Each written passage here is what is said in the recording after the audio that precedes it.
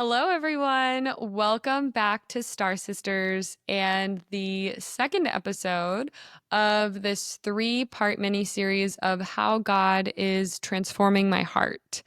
This second way He has been transforming my heart has been actually it was really surprising and almost a little bit comical, but He has called me to be kind and loving and friendly to everyone, and thus to treat everyone like they are my best friend because everyone deserves to be treated with kindness and respect and love. This actually came about recently in the last few weeks, so very recent, after I did the week-long summer camp for high schoolers that I mentioned in the previous episode. So, jumping back into that story, the end of that summer camp was fast approaching. We had gotten to Friday, and as a part of our med school side of things, so in our club that we run, part of the club is this high school summer camp. Part of the club is volunteering at the Children's Hospital. And then the other part is a mentorship program where we collect emails of high schoolers who are interested in being paired with a medical student mentor. And we just email them back and forth. Although these days, high schoolers are not really on their emails. So we might have to figure out a better approach to that. But that is besides the point. We, for now, have emails and we email back and forth and just answer any questions and mentor them as they go to college and then if they're still interested into med school. And it's a newer program, but the idea is really wonderful because gosh, I would have loved to have someone older who had been through the process to answer questions and all the things. And I say all that because we got to the end of this camp and all these kids were asking me and the other guy who was helping me lead it, they were asking all of us for our emails and our phone numbers. And I'm going to be really honest with you guys, again, like I was in the last episode. My first thought was, I don't think I signed up to be a mentor. I don't want to be a mentor. And I don't want to give these kids my phone number or my email. But I guess I could give them my email.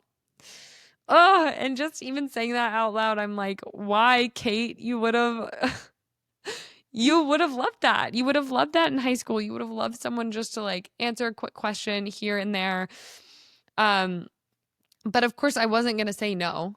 And so I gave out my email and I gave my number to a couple of people, but one person in particular texted me that night, that same day at like 10 p.m. on a Friday night. And she asked me a question, and I was like, oh my goodness. This was my first thought again, you guys. Like, again, my natural state is not to be kind or loving or friendly. The Lord makes me this way, truly.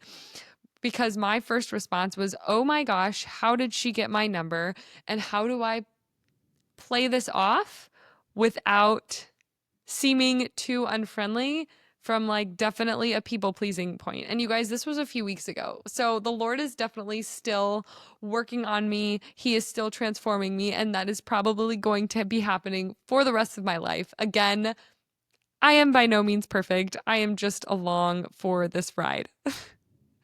and and so I was even surprised though. At my first thought, I was like, wow, gosh, I thought I had moved on from that.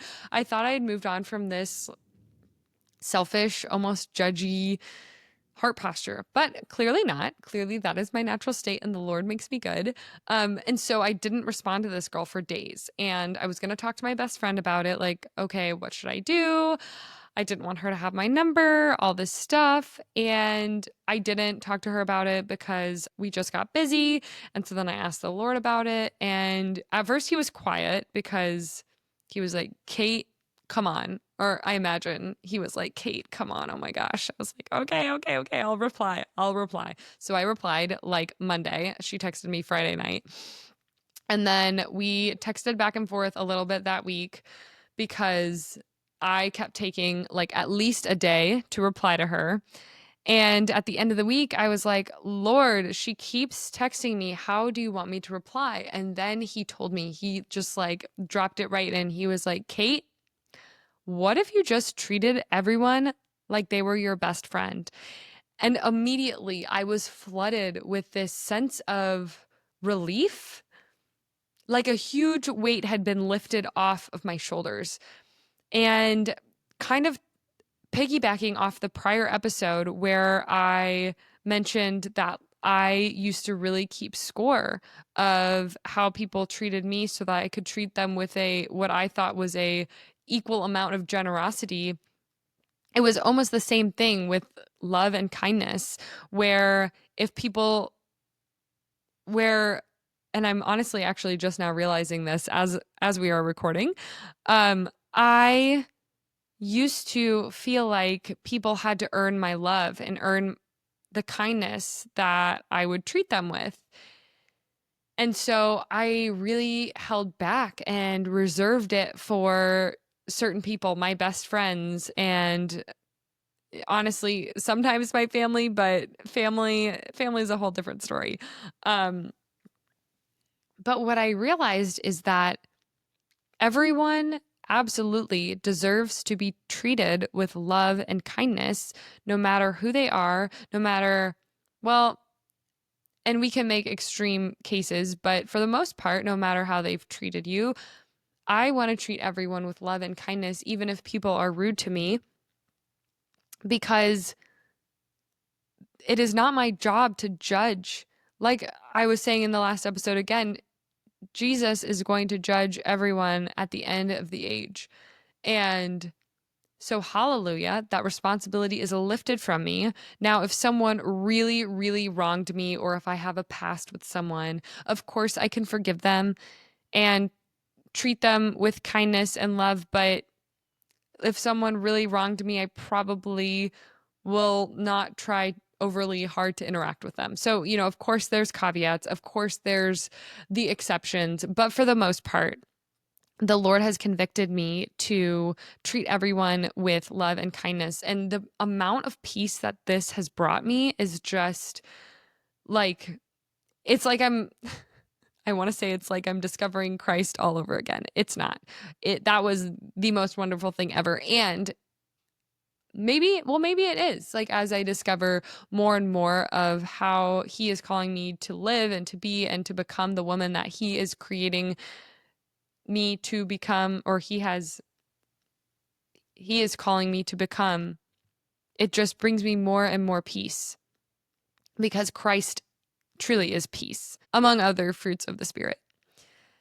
And it's actually really funny because I remember saying to people, I remember saying this in high school and probably college too, that it is really hard to trust people who are kind and loving toward everyone because then you don't know who their best friends are. You don't know if you can trust them.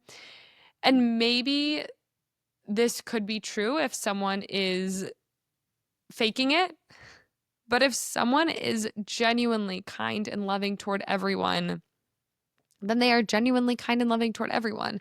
The fact that you can't trust them or the thought that you might not be able to trust them is a lie straight from the devil because the Lord makes us kind and loving. And so the devil would probably want to keep you away, want to keep me away in the past from the people who are genuinely kind and loving toward everyone because he doesn't want these people to get close to the Lord. So I don't know if anyone else has ever had that thought. I definitely did, but lie straight from the devil.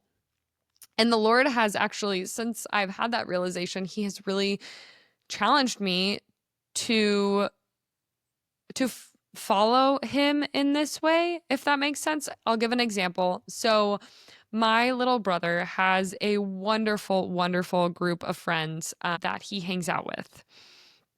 And they're always around during holidays. When I go visit my parents, they like to come over and hang out. And I usually go visit my parents during the holidays because that's when I have time off.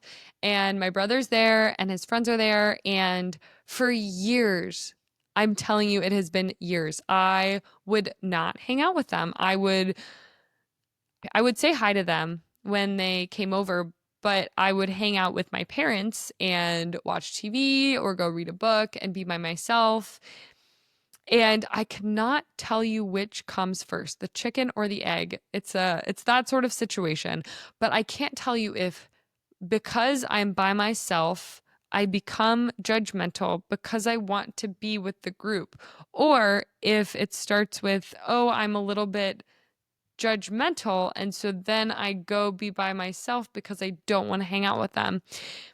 And I will say all of this is has been driven by social anxiety. So I have really struggled with social anxiety for most of my life, probably just like getting really stressed out in social situations, not knowing what to say. I find myself alone sometimes in social situations, and then I get in my head and worry, all the lies of like, oh, no one likes me, no one probably wants to hang out with me. Those things start to run through my head.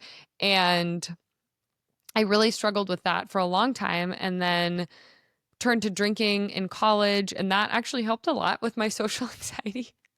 But ended up drinking too much, and so now I don't drink anymore. Occasionally I do. I don't like not drink like some people, but I just prefer to not drink now. And that's a different story. But long story short, the social anxiety is back. All of those feelings are back.